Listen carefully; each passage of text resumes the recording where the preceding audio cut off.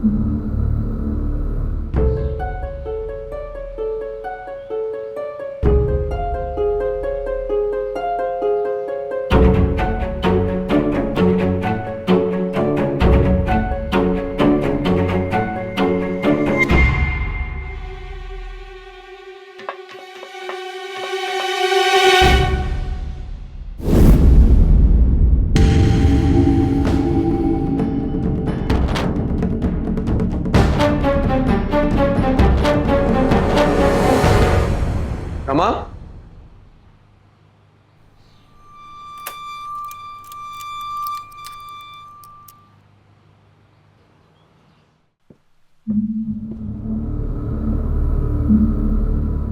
सुनीता जी के पोते का जन्मदिन है, वो ये मिठाई लाई थी, वो तो ले लो। रमा,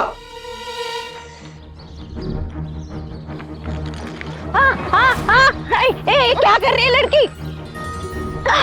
अरे पकड़ो उसको, मेरी दवाई लेके गई हो, मेरी दवाई लेके गई, पकड़ो। ये लड़की पागल है क्या? वो लड़की पागल है क्या? मेरी दवाई लेके गई वो। आप शांत हो जाइए, फिक्र मत कीजिए, उस लड़की का प्रॉब्लम है। आप मेरे साथ आइए, मैं आपको दूसरी दवाई दे देता हूँ। आइए आइए आइए। रमा, रमा, मरीजों के सामने इस तरह से पेश आते हैं, क्या सोचेंगे लोग हमारे बारे में? रमा, मैं तुमसे बात कर रहा हूं। अरे डॉक्टर साहब, अंदर क्या बैठे हो? बाहर मरीज तुम्हारा इंतजार कर रहे हैं। अरे रमा बेटा, जय श्री कृष्णा, जय श्री कृष्णा। जय श्री कृष्णा चाचा जी। कैसी है बेटा तू? हम लोग कितने टाइम बाद मिले। हाँ, वो घर के काम में इतना बिजी रहती हूँ कि टाइम मिल ही नहीं पाता। अरे मैंने सुधाकर को कितनी बार बोला कि तुझे लेकर कभी घर आ जा, तेरी चाची भी तुझे बहुत याद करती है। आऊंगी चाचा जी, जरूर आऊंगी। वो क्या है ना, एक जरूरी काम है, जब तक वो पूरा नहीं होगा ना, कहीं मन ही नहीं लगेगा। बस दिन रात यही सोचती रहती हूँ कि वो काम कब पूरा होगा। ऐसा कौन सा काम है, हमें भी तो बता। हाँ, बताऊंगी चाचा जी, आपको क्या, पूरी दुनिया को बताऊंगी। अच्छा चाचा जी, चाची जी को भी जय श्री कृष्णा कहिए। जय श्री कृष्णा बेटा। क्या अभी तक बोलचाल बंद है? क्या बताऊं मोटा भाई, मैं अपनी तरफ से पूरी कोशिश कर चुका हूं, मगर ये लड़की है, बात करने को राजी नहीं होती। हम दो जन हैं इस घर में, मगर अजनबियों की तरह रहते हैं। हर चीज पे ताला, हर दरवाजा बंद। जाने कहां से उसके दिमाग में यह बात आ गई है कि उसकी मां की मौत मेरे कारण हुई है। अभी आप ही बताओ घनश्याम भाई, मैं ठहरा एक मामूली होम्योपैथ, अगर सत्यवती की बीमारी के टाइम मैं कुछ कर नहीं पाया तो उसमें मेरी क्या गलती है? पता नहीं क्यों पूरे घर पे ताला मार के रखती है। मैं जब डिस्पेंसरी में नहीं होता हूं तो यहां आती है, यहां ढूंढती है, वहां ढूंढती है, इसलिए मैं इसको भी ताला मार के रखता हूं। अरे इतनी सारी मेडिसिन है यहां पर, कहीं कुछ यहां वहां हो गया तो तुम ही बोलो, क्या बाप बेटी इस तरह से रहते हैं? तू भी थोड़ा समझना, रमा तो अभी बच्ची है। अरे उसे थोड़ा टाइम दे, तू देखना धीरे धीरे सब ठीक हो जाएगा। वैसे मेरे पास और एक रास्ता है, रमा को अपनी मां की यादों से बाहर निकाल के उसकी जिंदगी नए तरीके से शुरू करवाने का। ये देख, मेरी बड़ी बहन के देवरानी का छोटा भाई अच्छा लड़का है, सरकारी नौकरी भी है और अपना घर भी, और एक बार उसकी गृहस्थी जम गई तो वो पुरानी यादों से अपने आप बाहर निकल जाएगी। ठीक है, मैं अपनी तरफ से पूरी कोशिश करूंगा।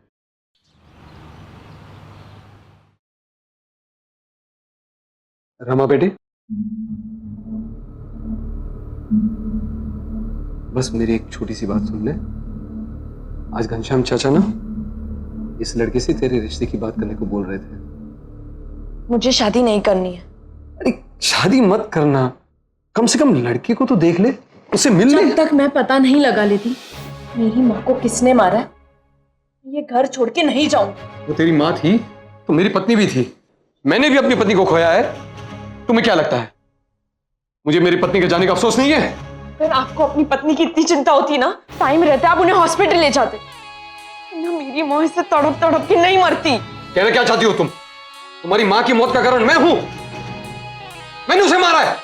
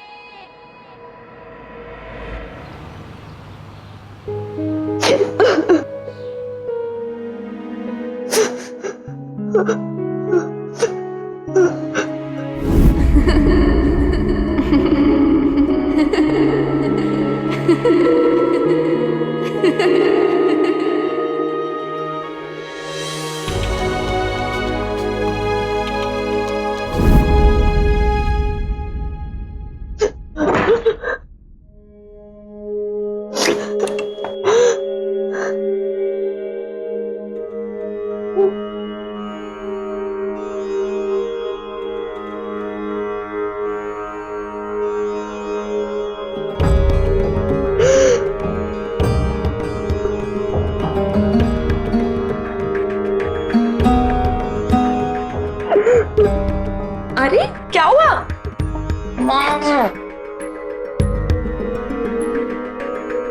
ये जब तुम्हारी शादी होगी तो इसी साड़ी में दुल्हन बनाऊंगी तुम्हें। बहुत सुंदर लगेगी मेरी बच्ची।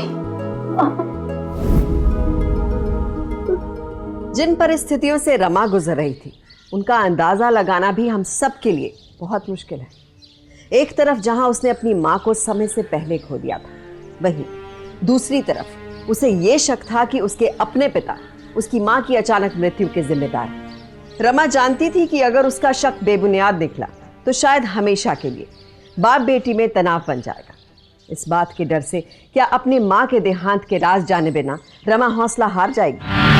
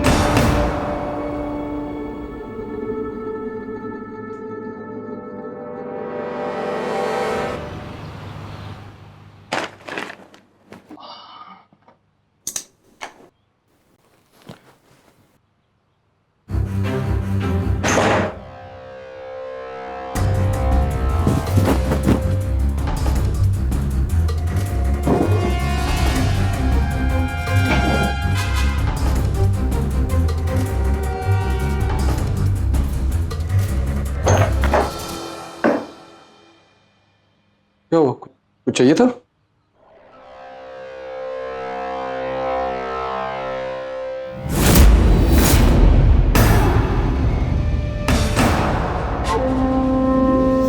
क्या हुआ?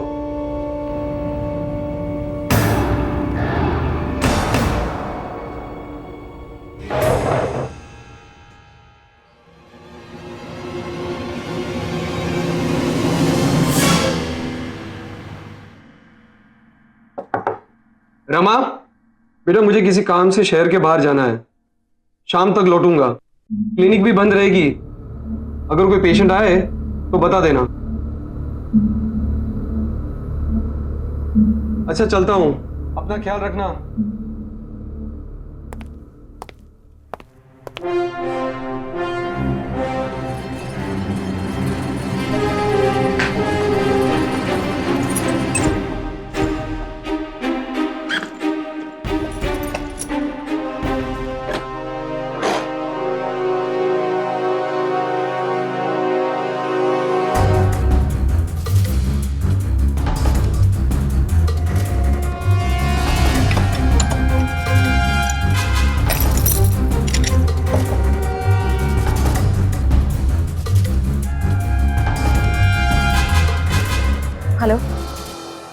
निकल गई हूँ, आधे घंटे में मुझे वहीं मिल।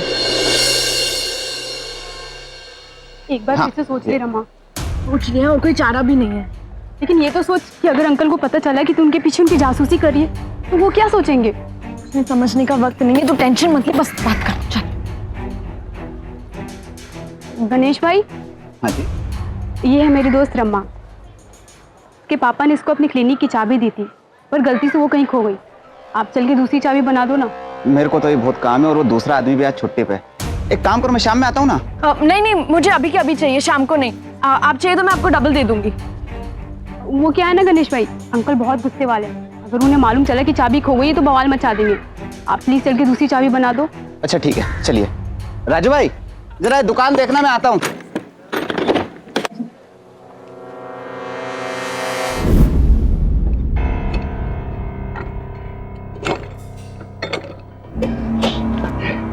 दीदी एक काम कीजिए, ये ताला बहुत पुराना है और बहुत बड़ा भी, आप इसे तुड़वा ही दीजिए। मेरा समय भी बचेगा और आपका पैसा भी। देखो, मैंने आपसे कहा ना कि मुझे सिर्फ डुप्लीकेट चाबी चाहिए इसकी, बस।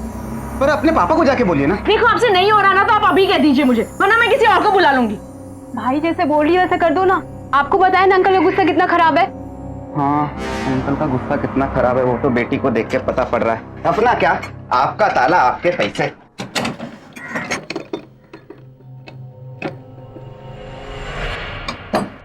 ये लीजिए, आपकी चाबी तैयार है, चेक कर लीजिए।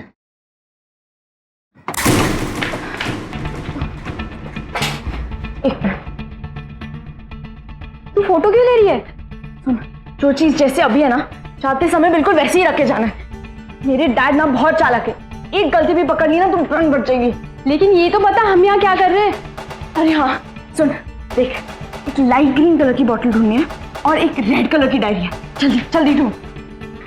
रमा तू अपने पापा पे ऐसे शक कैसे कर सकती है। मुझे ना मेरे शक को सच साबित करने के लिए ही मैं ये सब कर रही हूँ। तो मैं गलत साबित होंगी, मेरा शक सही है। ढूंढ। रमा ये देख, या ग्रीन, लाइट ग्रीन बॉटल यार।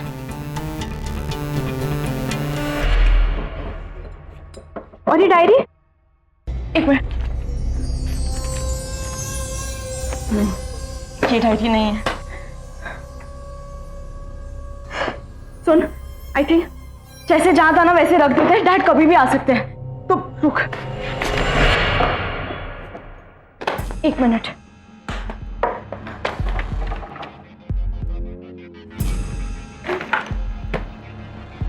तू ये रजिस्टर क्यों देख रही है।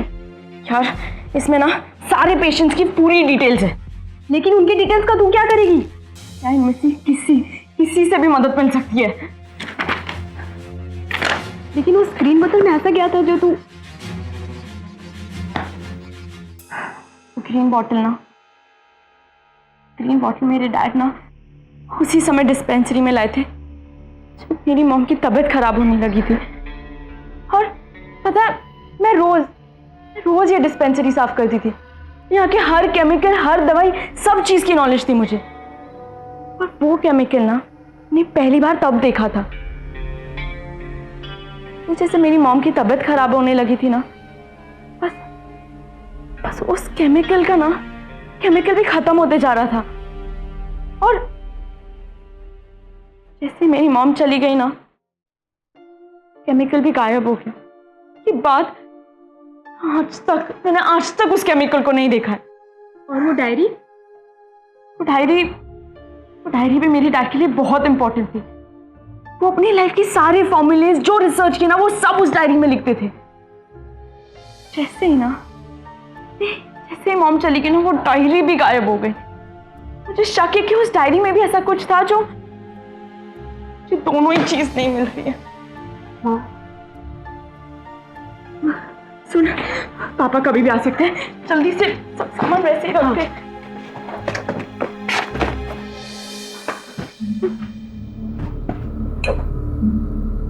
हाँ, एक मिनट।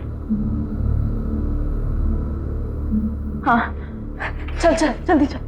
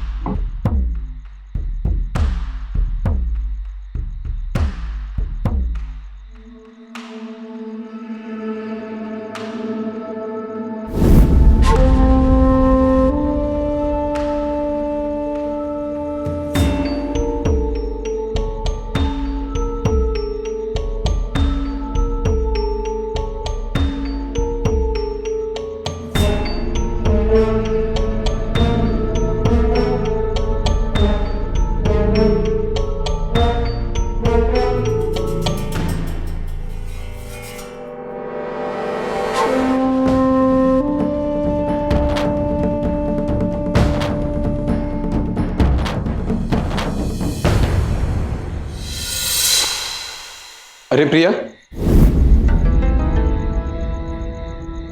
नमस्ते अंकल, कैसे हो आप?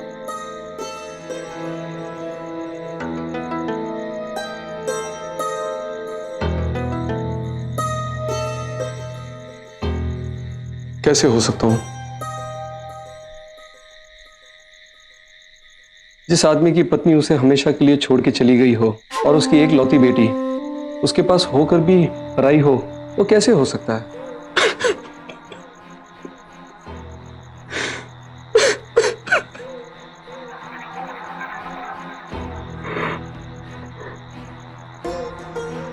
बेटा, मैं तुझे हाथ जोड़ के विनती कर रहा हूं, समझा अपनी दोस्त को कि होने की सजा इस बेचारे बाप को ना दे। अगर तुम्हें लगता है कि तुम्हारी मां की मौत कोई चीज से हुई थी जो मैं यहां डिस्पेंसरी में या घर के किसी कमरे में छुपा रहा हूं ना, तो ये ले, जहां तेरा जी चाहे उस चीज की तलाशी कर ले। ले जा। रमा तू चुप क्यों है? समझाना अंकल को। बेटी, तू जो चाहे कर ले, पर मैं तेरे हाथ जोड़ता हूं, मुझे तेरी मां का मुजरिम मत समझ। अगर मुझ पे भरोसा नहीं है ना, तो अपने हाथों से मुझे मार दे, पर मेरे साथ ऐसा मत कर, मत कर, मत कर।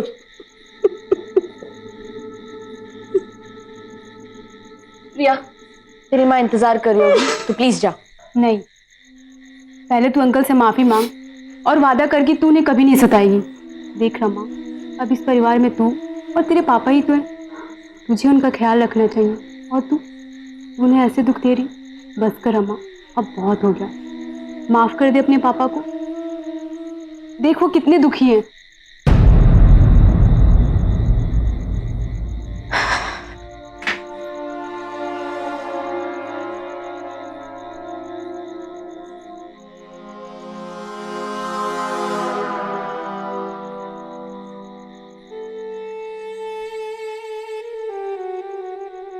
मतलब बेटा, तूने अपने पापा को माफ कर दिया?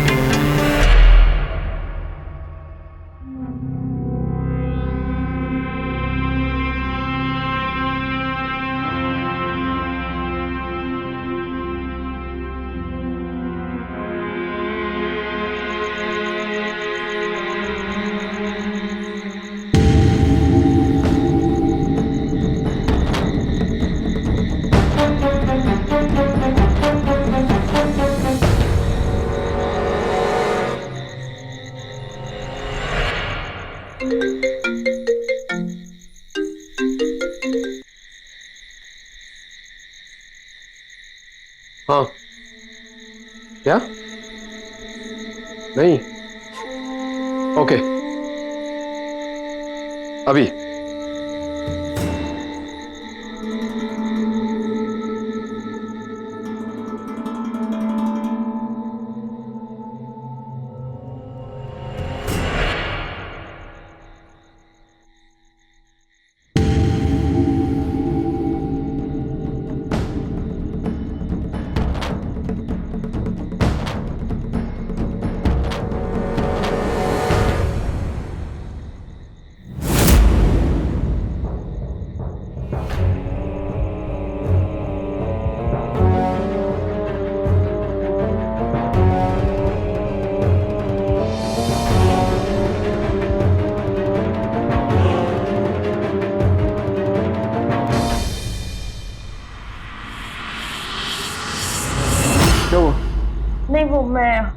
हलवा रखा था नहीं आपने नहीं, खाया। मुझे देर हो रही, मुझे बाहर जाना है, ये फ्रिज में रख दे। और सुनो, रात को ना मेरे लिए रुकना नहीं।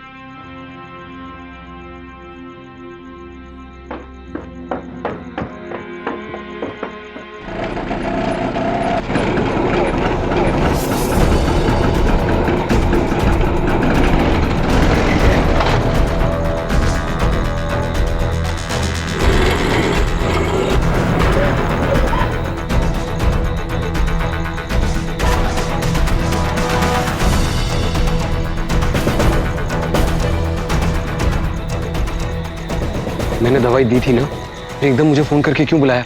अब क्या करता सुधाकर भाई, आपने जो दवाई दी वो मेरे हाथ से फिसल कर गिर गई कहीं तो भी। अब दवाई देने के लिए थी ही नहीं मेरे पास। मजाक लगता है तुम्हें? इतनी लापरवाही जानते हो तुम्हें और मुझे कितनी महंगी पड़ सकती है? अब ये लो, पूरे कोर्स की दवाई फिर से दे रहा हूं, जब तक काम नहीं होता हम मिलेंगे नहीं। और अब की बार दवाई गिराना मत। अरे सुधाकर भाई जाने भी दो ना, एक बार गलती हो गई सो हो गई। मेरे पास एक गुड न्यूज है आपके लिए, बताऊं? जाओ, हम बाद में बात करेंगे, जाओ।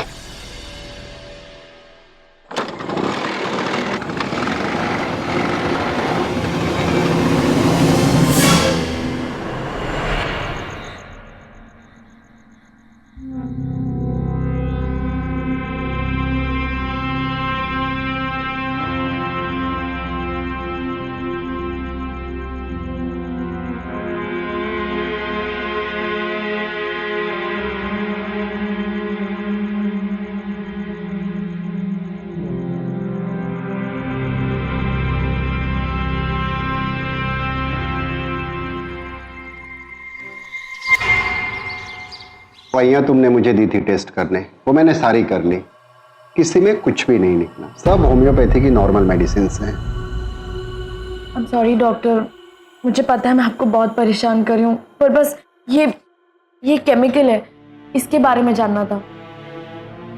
आई एम सॉरी, वो जल्दबाजी में थी तो ध्यान से लिख नहीं पाई। ये जो केमिकल तुम लाई हो रमा, इसका उपयोग बहुत सारी दवाइयाँ बनाने में होता है और कुछ पेस्टिसाइड्स में भी इसका यूज किया जाता है। तो डॉक्टर, इस केमिकल का असर जानलेवा हो सकता है?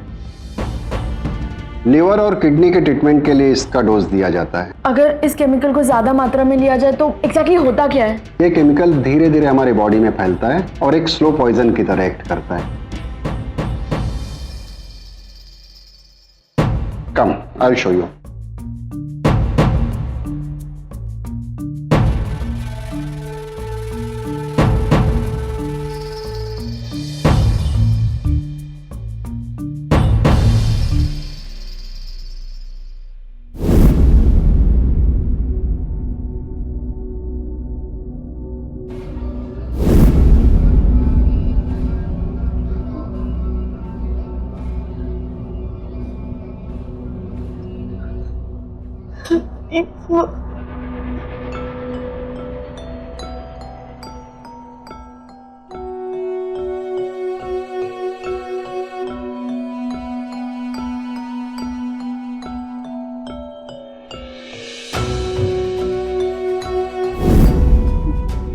रमा,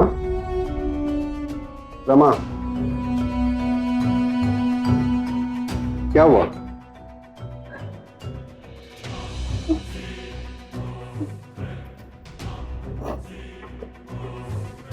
डॉक्टर, वो मेरी माँ की हालत भी बिल्कुल ऐसी ही हो गई थी कि उसकी स्किन भी ऐसी काली पड़ गई थी। पता नहीं रमा, मुझे तुम्हें कहना भी चाहिए या नहीं, पर तुम्हारे पापा सर्टिफाइड डॉक्टर है भी नहीं। बस शौकिया प्रैक्टिस शुरू की, चल गई तो डिस्पेंसरी खोल ली। पर इस केमिकल का असर तो उन्हें भी मालूम होगा, और ऐसे कैसे हो सकता है कि तुम्हारी माँ के सिम्टम्स को वो ना समझ पाए। और सबसे बड़ी बात कि ये केमिकल तुम्हारी माँ की बॉडी में इतनी ज्यादा मात्रा में गया कैसे?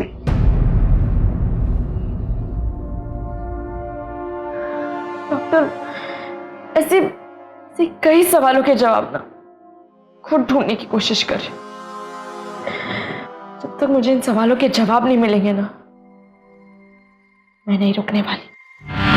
कितने शर्म की बात है। एक डॉक्टर का धर्म होता है अपने मरीज का सही ढंग से इलाज करना, पर यहाँ तो डॉक्टर अपने पेशे को ही इस्तेमाल करके खुलेआम अपराध कर रहा था। सुधाकर ना सिर्फ कानून का बल्कि अपनी पत्नी और अपनी बेटी का भी अपराधी था। लेकिन जिस चालाकी से उसने अपने इस काम को अंजाम दिया था, उसके खिलाफ सबूत जुटा पाना लगभग नामुमकिन था। रमा के लिए असली चुनौती ये थी कि अपने पिता को दुनिया के सामने अपनी मां की मौत का जिम्मेदार साबित कैसे करे।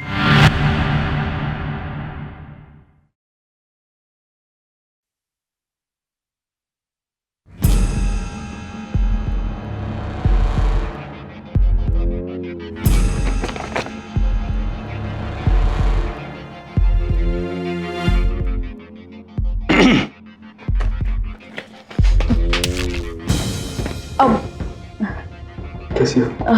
अब आप हाथ मुंह धो लीजिए, मैं खाना लगा देती हूँ ना, आप थक गए होंगे। ठीक है।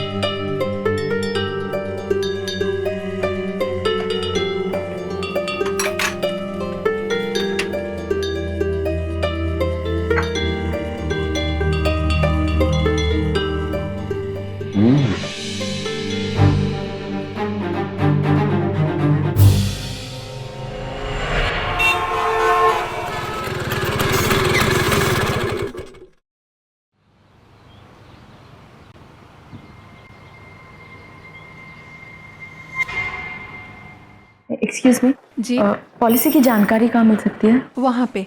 Okay thank you. Excuse me ji मुझे इस पॉलिसी के बारे में जानकारी चाहिए थी। ये कब ली गई थी और इसकी बेनिफिशियरी कौन है? आप कौन? मैं मिसेस सत्यवती दोषी की बेटी, जिनके नाम पे ये पॉलिसी है। ठीक है, ये पॉलिसी सत्यवती दोषी के नाम पर है और इसे 6 महीने पहले ही खोला गया था। इसकी पॉलिसी अमाउंट है 50 लाख और इनके बेनिफिशियरी मिस्टर सुधाकर दोषी। आपको अगर ज़्यादा इन्फॉर्मेशन चाहिए तो आप हमारे मैनेजर अतुल सक्सेना से बात कर लीजिए, वो वहाँ पर है।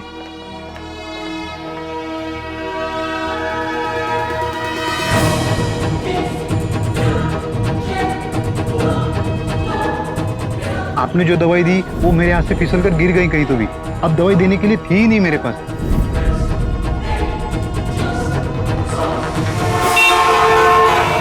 रमा, कहाँ हो बेटा? हाँ बेटा एक कप चाय मिलेगी? मुझे पता था आपको चाय चाहिए होगा, इसलिए मैंने रेडी रखा है। नाश्ता भी है। अच्छा वो मुझे प्रिया से मिलने जाना है तो मैं।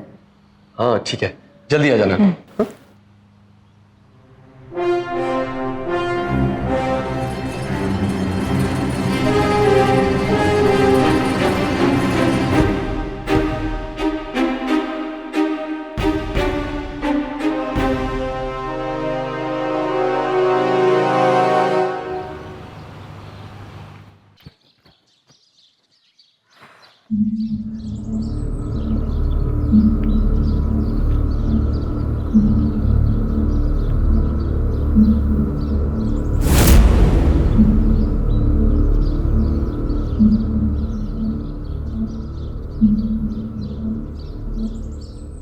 एक्सक्यूज मी, वो आपको जान। एक्सक्यूज मी जी, कहिए। ये हाउस नंबर 238 है ना? नहीं, इस घर से 2 घर पीछे है, लेकिन मैंने आपको कहीं देखा है। हाँ वो हो सकता है आपने मुझे देखा हो। मैं आजकल यहीं कहीं आती जाती रहती हूँ, इसीलिए। वो आज मैं ऑटो से आई ना तो वो अलग रास्ते से लाया तो मैं कंफ्यूज हो गई बस। Thank you. वैसे इन्हें क्या हुआ है? वो बीमार है, दवाई चालू है उसकी, अब कुछ ही दिन में ठीक हो जाएंगी। अच्छा ओके थैंक यू।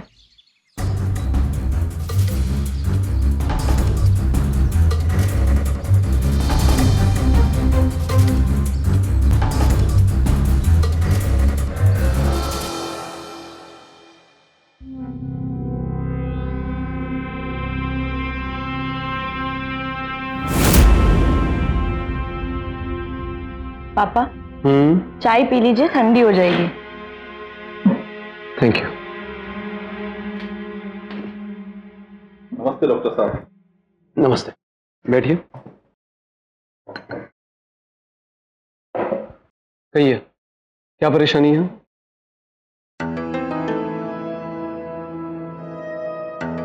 मेरी परेशानी मेरी बीवी है, जिसका इलाज सिर्फ आपके पास है। मुझे अतुल जी ने भेजा। कौन अतुल? मैं किसी अतुल को नहीं जानता। आप खामखा मेरा टाइम बर्बाद मत कीजिए।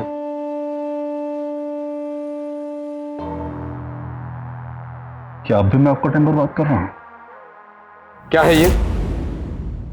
सुधाकर भाई, अतुल जी हमारे खासम खास हैं, एकदम खास। उन्होंने सब कुछ बताया आपके बारे में। इस तरह की बातें किसी खास से ही कोई शेयर कर सकता है। चाहे तो आप अतुल जी से बात कर लीजिए। हेलो अतुल भाई, नमस्कार नमस्कार। डॉक्टर साहब आपसे बात करना चाहते हैं, लीजिए। हेलो जी सुधाकर भाई। अतुल, ये क्या है? मैंने तुमसे कहा था ना कि इस बारे में किसी तीसरे से बात नहीं करनी है। और तुमने अपने दोस्त को यहां भेज दिया? पागल हो गए क्या? अरे सुधाकर भाई, क्यों खामखा बिगड़ रहे हो? आपको जो रकम चाहिए वो दे देगा, और वो भी ऑन द स्पॉट, अभी के अभी। मेरे पे कोई लालच नहीं चलेगा। तुम्हारे दोस्त की मैं कोई मदद नहीं कर सकता। एक काम कीजिए, आप इसको पूरे कोर्स की दवाई एक साथ दे दीजिए, फिर मिलने का कोई टेंशन ही नहीं रहेगा, मेरी गारंटी है। हो गई तसल्ली आपको? पॉलिसी कितनी की है? पूरे 3 करोड़। मेरा 25% बनेगा, अभी के अभी। हाँ दे देंगे, पूरा दे देंगे। आपकी पत्नी की रिपोर्ट्स लाए हैं? हाँ लेकर आए। दिखाएं। नाम क्या बताया आपने? संदीप। Thank you. ये रिपोर्ट्स किस लिए? ताकि हम ये तय कर पाएं कि कितनी मात्रा में हमें डोसेज देना है। सुधाकर भाई, पैसा तो पूरा मिल जाएगा, लेकिन इलाज की क्या गारंटी है? कहीं किसी को कोई शक वक हो गया तो?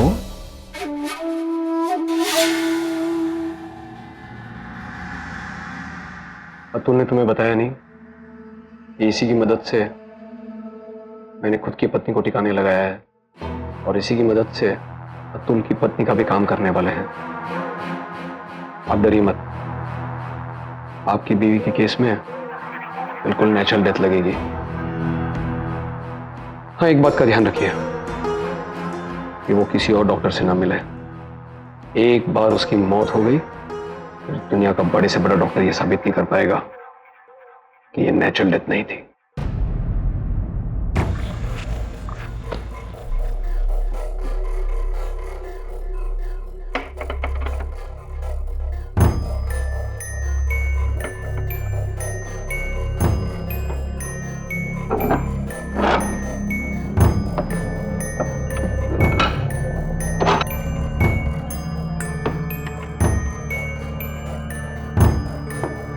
ये सब क्या है?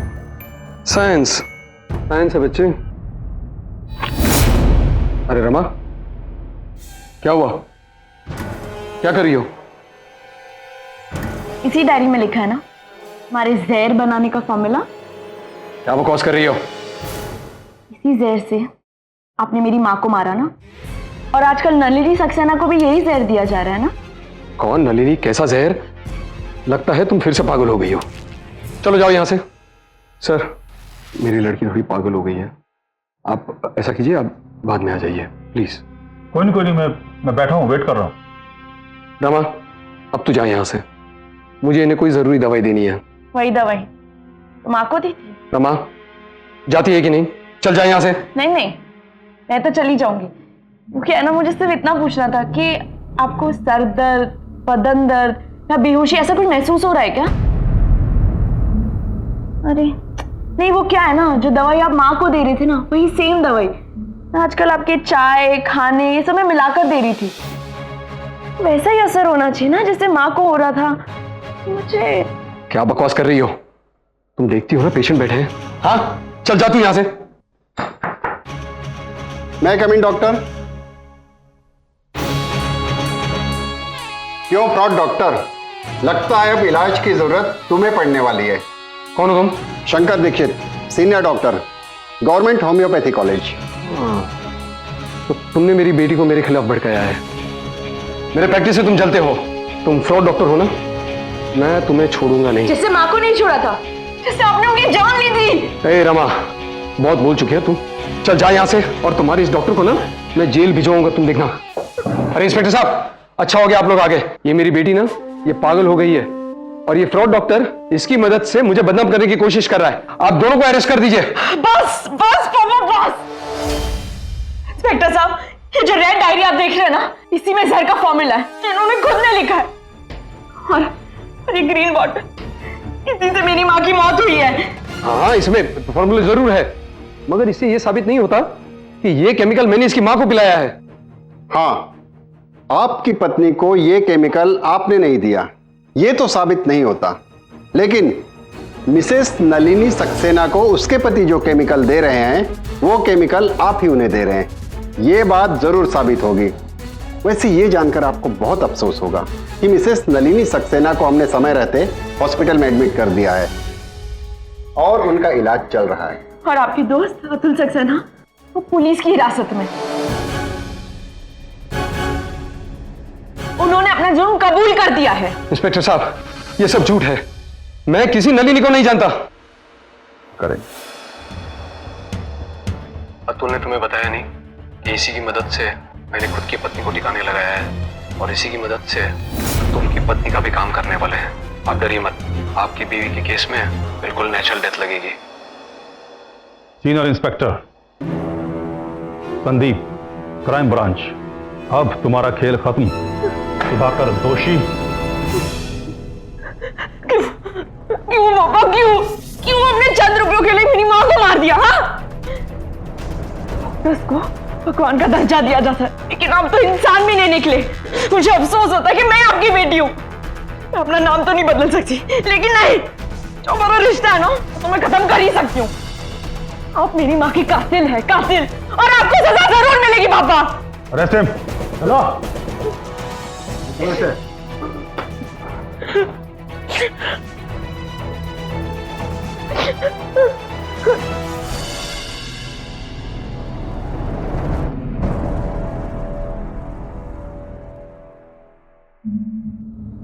केस नंबर 13, उम्र 30 साल। अपने दोस्त की मदद करने के लिए उसकी पत्नी को जहर देकर मार डाला। लगातार 4 महीने दवाई दी। 4 महीने बाद किडनी फेल होने से मौत।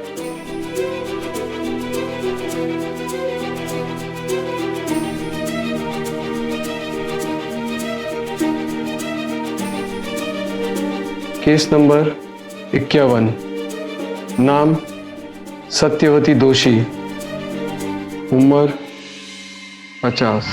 सुधाकर अच्छी तरह से जानता था कि मेडिसिन किस मात्रा में संजीवनी है और किस मात्रा में जहर। अपने पेशे का गलत इस्तेमाल करके सुधाकर ने अपनी पत्नी के साथ साथ कई और मासूम लोगों की जान ले ली। जहां डॉक्टर पर आंख मूंद कर भरोसा करते हैं लोग, वहां सुधाकर जैसे अपराधी उन्हीं के भरोसे का कत्ल करते हैं, जिसकी वजह से कई जिंदगियां, कई परिवार बर्बाद हो जाते हैं। सुधाकर को इस जघन्य अपराध के लिए सेक्शन 302 के तहत उम्र कैद की सजा सुनाई गई और साथ ही उसका लाइसेंस भी कैंसिल कर दिया गया। ये सिर्फ रमा की वजह से संभव हुआ, क्योंकि उसने एक अपराधी पिता के बदले निर्दोष लोगों का साथ देना ठीक समझा। रमा ने जैसे अपने हौसले और निडरता से हालातों का सामना किया और अपराध का खुलासा किया, वैसे ही आप भी चुप ना बैठे और जहां भी कुछ गलत हो रहा हो उसके खिलाफ आवाज उठाएं। सावधान इंडिया, डर कर नहीं, डट कर।